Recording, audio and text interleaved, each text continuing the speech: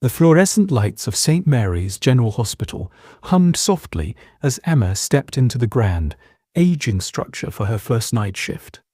The building had a peculiar charm, but something about its dimly lit hallways and outdated decor sent a shiver down her spine. Emma had heard the whispers, stories told in hushed voices in the staff room. Every hospital had its share of urban legends, but this one was different. It was about room 303, a room permanently sealed off decades ago. No one spoke of it openly, and those who did only mentioned it to warn the newcomers, "Stay away. Don't ask questions." Emma was a skeptic. She believed in facts, science, and evidence. But as the days turned into nights, and she wandered the hospital's echoing corridors alone, she began to feel the weight of the stories pressing down on her. The strange occurrences started subtly. The faint sound of footsteps following her in empty hallways, the sudden flicker of lights when she passed certain rooms, and then the whispers. Emma, at first, she thought it was her mind playing tricks on her, the result of exhaustion. But the whispers grew louder with each passing night, always calling her name, always coming from the direction of the sealed room 303. Her colleagues dismissed her concerns. "This hospital's old," said one nurse with a nervous laugh. "It creaks and groans. Don't let it get to you." But their eyes betrayed their fear. They knew something she didn't. Determined to understand what was happening, Emma began digging into the hospital's archives. The file for room 303 was buried under layers of old paperwork, as if someone had deliberately tried to hide it.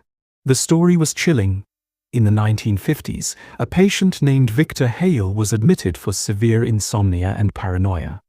He claimed shadows were stalking him, whispering his name and clawing at his mind. The doctors dismissed his claims, treating him with sedatives and restraints. But one stormy night during a blackout, Victor disappeared. When the power returned, his room was found splattered with blood.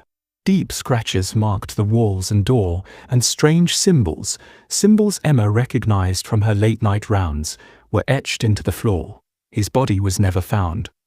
The room was sealed, and the incident buried. On her 7th night shift, Emma couldn't resist the pull of room 303 any longer.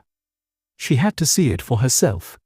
Armed with only her flashlight and her curiosity, she walked down the dim corridor.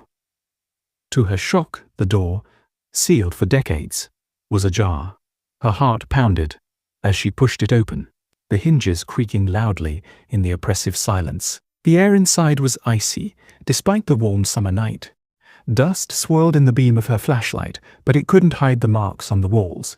Deep gouges that looked almost like claw marks crisscrossed the room. The strange symbols she'd seen in the archive files glowed faintly, pulsating like a heartbeat. Then she heard it. A low, guttural growl. Emma froze as the shadows in the room began to move.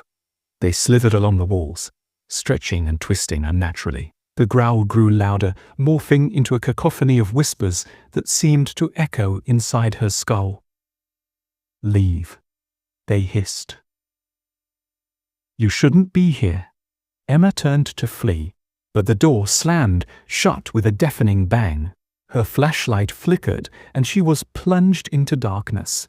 Panic gripped her as the shadows converged, forming a tall, gaunt figure in the center of the room.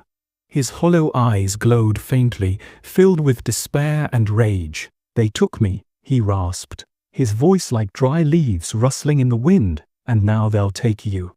The shadows surged toward her, icy tendrils wrapping around her arms and legs. She screamed, but her voice was swallowed by the darkness. Emma woke up hours later in the hallway outside room 303. Her body was covered in scratches, and her clothes were damp with sweat. The door to the room was bolted shut once again, as if nothing had happened. Her colleagues found her pale and trembling, unable to speak. She quit her job that very day, but the shadows didn't let her go. Weeks later, Emma sat alone in her apartment, the curtains drawn tight. She barely slept, haunted by nightmares of Victor and the shadows. But the worst part was the whispers. "Emma, Emma, Emma." They came at night, growing louder and more insistent. She felt their presence in the corners of her room, just out of sight. The shadows were waiting, biding their time. And then one night, they came for her.